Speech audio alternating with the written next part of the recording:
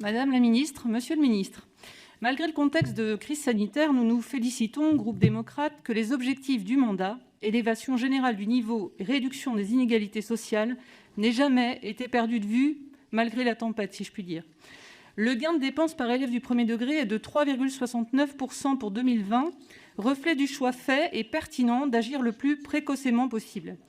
L'abaissement de l'âge de l'instruction obligatoire à 3 ans en est un autre exemple, de même que le dédoublement des classes dans les réseaux de l'éducation prioritaire et la limitation du nombre d'élèves à 24, hors éducation prioritaire.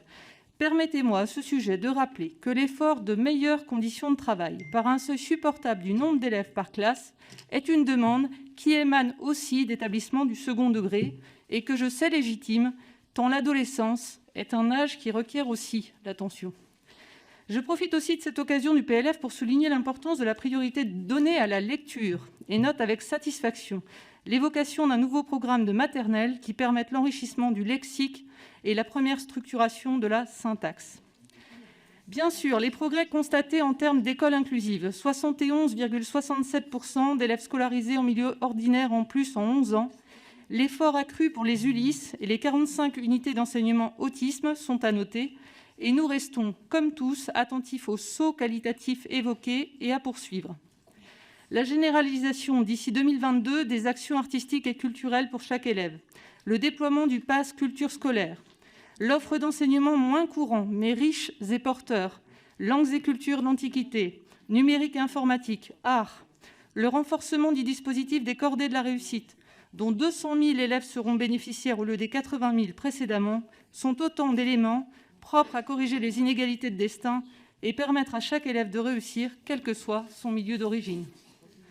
Je m'arrête aussi un instant sur les 5 000 places supplémentaires prévues à la rentrée 2021 en première année de BTS et en formation de type FSIL. Elles devraient répondre aux souhaits de filières courtes et faciliter l'entrée de jeunes sur le marché du travail. Je rappellerai à cet égard la réussite toute particulière des établissements de l'enseignement agricole qui, via leur formation de la 4e au BTSA, offrent à leurs 155 000 élèves et étudiants et 42 600 apprentis des perspectives d'avenir bien réelles et justement mises en lumière via la plateforme L'Aventure du Vivant et la campagne de communication Entrepreneurs du Vivant.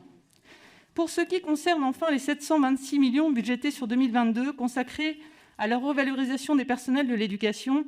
vous me permettrez de finir par ce sujet. C'est un pas, certes, mais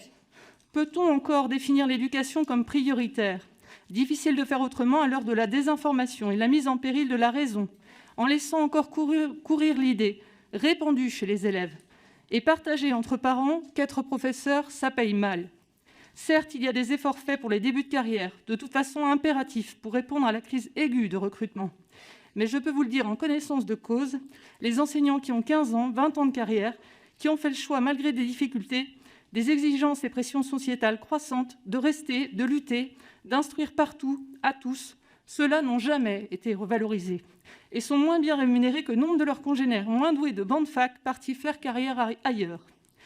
Il faudra un jour redonner aux enseignants le rôle premier qui est le leur dans la société et mettre fin aux caricatures entendues partout sur la soi-disant facilité de leur mission, ô combien ardue et si fondamentale. La vocation n'exclut pas une rémunération à même de refléter l'importance qu'on leur accorde.